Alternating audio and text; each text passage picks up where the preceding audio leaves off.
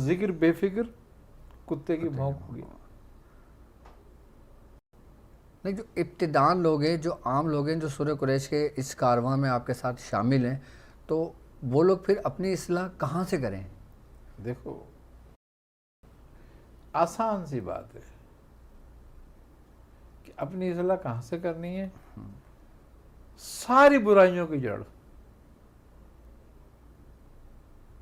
جو ہے ساری برائیوں کی جڑ وہ ہے دنیا کا مال و اسباب اکٹھا کرنے کی ہرس، محبت، دنیا کی محبت. دنیا کو اکٹھا کرنے سے، جمع کرنے سے نہ شریعت نے روکا اور نہ ہی منع کیا، مگر حدودیں قائم کی کہ حد سے تجاوز نہ کرو. حد سے تجاوز نہ کرو. اللہ تعالیٰ کھانے پینے میں بھی تم سے کہتا ہے کہ اسراف مت کرو. جی، اور یہ تو پھر بھی روحانیت ہے. کہتا ہے کھاؤ پیو مگر اسراف سے بچو. اسراف سے بچو سے کیا مراد ہے؟ اسراف سے مراد یہی ہے کہ اس کی دو باتیں، ایک تو قلت طعام کہ کھانے میں اعتدال رکھو، دوسری بات یہ ہے کہ اتنے کھانوں کی تیاریاں نہ کرو جو تم سے پھینک کے ضائع ہو کسی کا. ورنہ اگر تمہارے پاس زیادہ ہو گیا ہے کھانا تو اپنی ضرورت کے مطابق لے کر باقیوں کو اللہ کے بندوں کو کھلا دو. یہ اسراف نہیں ہوا، اس کا ضائع ہونا اسراف ہوا. کہ جیسے ہم اکیلے ٹیبل پہ بیٹھے ہیں اور ہم نے 10 قسم کے کھانے لگا لیے، سب میں تھوڑا تھوڑا چکا سب پھینک دیا، وہ اسراف میں آئے گا. اسراف ہوا نا. تو اسراف اللہ تعالیٰ کسی چیز میں بھی پسند نہیں کرتا. دیکھو دنیا کی میں محتاجگی بھی بڑی نحوست ہے. دنیا میں محتاجگی نحوست ہے. نحوست ہے. اور عذاب کی دو ہی تو شکلیں، یا تو رزق کی تنگی یا خوف. رزق کی تنگی یا خوف. اور اللہ ان دونوں چیزوں کو اس میں آیت میں دور کر رہا ہے سورت میں. مطلب سورہ قریش پڑھنے والا ان سے بالکل محفوظ رہتا ہے، بالکل محفوظ رہتا ہے دونوں عذابوں سے. کہ خوف سے بھی محفوظ ہوتا ہے اور رزق کی تنگی سے بھی محفوظ ہوتا ہے. وہ محفوظ نہیں ہوتا، اس کی نسلیں محفوظ ہو جاتی ہیں. مطلب اللہ تعالیٰ اتنا رزق کشادہ کر دیتا ہے اس کے اوپر کہ اس کی نسلیں کھاتی ہیں. نسلیں کھاتی ہیں اس کی. اچھا، اللہ تبارک تعالیٰ سورہ قریش پڑھنے والوں پہ جب کرم کرتا ہے تو کیا ان کے مال کو بڑھا دیتا ہے یا اس میں برکت ڈال دیتا ہے، یہ کیا کرتا ہے؟ دیکھو نعمت کس صورت میں؟ کثرت تو فرعون اور نمرود کے پاس. جی، کثرت کا مسئلہ نہیں ہے، اصل میں مسئلہ ہے برکت کا. جب برکت ہو تو تھوڑا بھی بہت ہوتا ہے،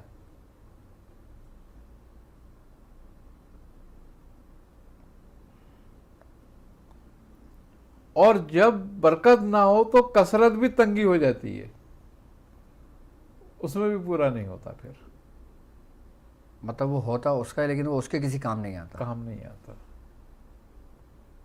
تو لہٰذا کثرت سے زیادہ برکت کی دعا مانگنی چاہیے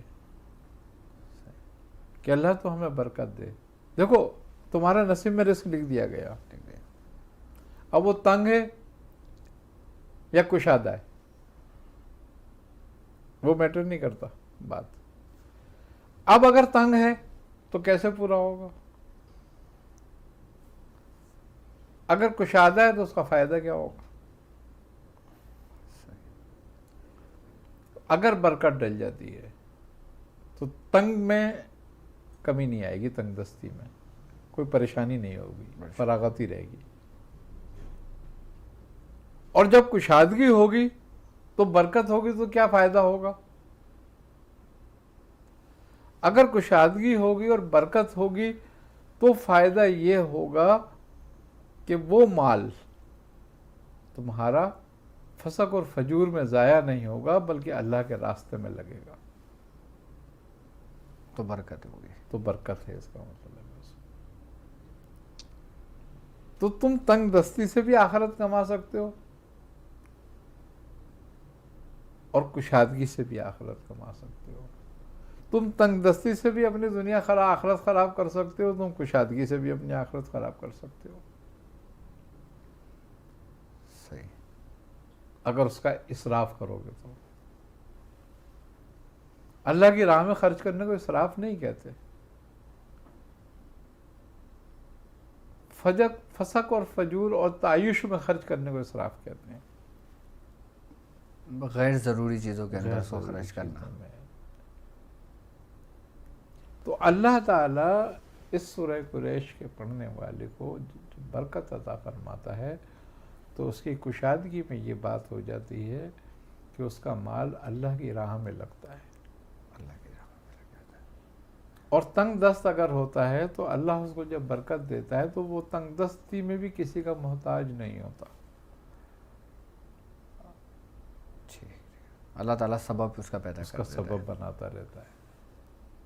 اچھا سورہ قریش میں اب جیسے ایک شخص عام شخص ہیں، اب وہ شخص اس نے ہماری ٹرانسمیشن دیکھی، اس نے آپ کو سنا، اب وہ پریشان ہے، وہ جادو کے معاملے میں پریشان ہے، جنات کے معاملے میں پریشان ہے، یا اپنے ہاتھوں سے کمائی ہوئی پریشانیوں سے پریشان ہے، تو وہ اگر سورہ قریش کا ورد رکھتا ہے یا سورہ قریش شروع کرتا ہے پڑھتا ہے تو اس کو ان معاملات میں فائدہ ہوگا؟ بہت زیادہ ہوگا، بہت زیادہ ہوگا. اس کو فائدہ بہت زیادہ ہوگا. یہ صورت دشمنوں سے کا مقابلے کے لیے بھی. مطلب ایک شخص کا شریر پورا متاثر ہو گیا، بالکل اب ہو گیا، بیماری ہو گئی، بالکل ہو گئی. اب اس کا اپنا علاج کیسے کرے وہ؟ بیماری بھی ایک آگ ہے. وہ کہتا ہے ہم نے گرمی اور سردی سے اس کو محفوظ کر دیا. محفوظ کر دیا، خوف سے امن دے دیا. تو یہ بیماری جو جادو ٹونے آصف سے کھڑی ہو یا ویسے ہی امراض سے کھڑی ہو جائے تو بھی اس سے فائدہ ہے، بہت نفع ہے اس کے اندر. صحیح. تو جو عام لوگ ہیں وہ اس کو کتنا آسانی کے ساتھ ان کو کتنا پڑھنا چاہیے کہ وہ اپنے اس مشکلات سے نکلنا شروع ہو جائے؟ کم از کم 70 مرتبہ ضرور پڑھے.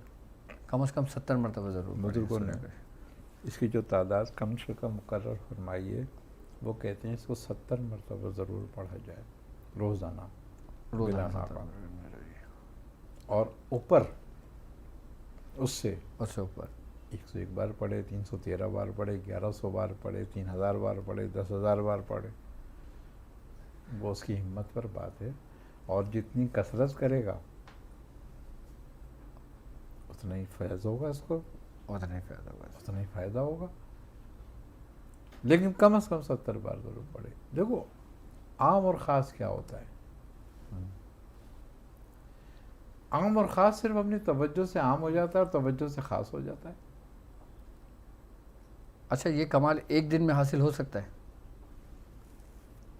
جس کو اللہ توفیق دے دے ایک دن میں بھی ہو جاتا ہے. یہ تو فضل پہ بات ہے. اور نہیں تو ساری زندگی بھی نہیں ہوتا. ساری زندگی بھی نہیں ہوتا. انما الاعمال بالنیات، عملوں کا دار و مدار نیتوں پر ہے. صحیح. کہ کس کی نیت کیسی ہے. اس خوبی کی بات یہ ہے کہ اس صورت میں اگر وہ بندہ کسی سے حرص و حسد نہیں رکھتا، کسی سے بغض نہیں رکھتا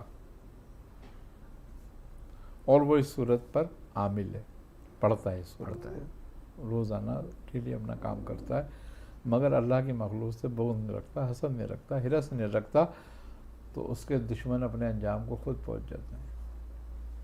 اچھا وہ کچھ کرے نہ کرے سے اپنے ورد میں رکھے، بس اس کو نقصان پہنچانے والا خود اپنے انجام کو پہنچ جاتا ہے. اچھا. اس کی کمال ہے یہ بات.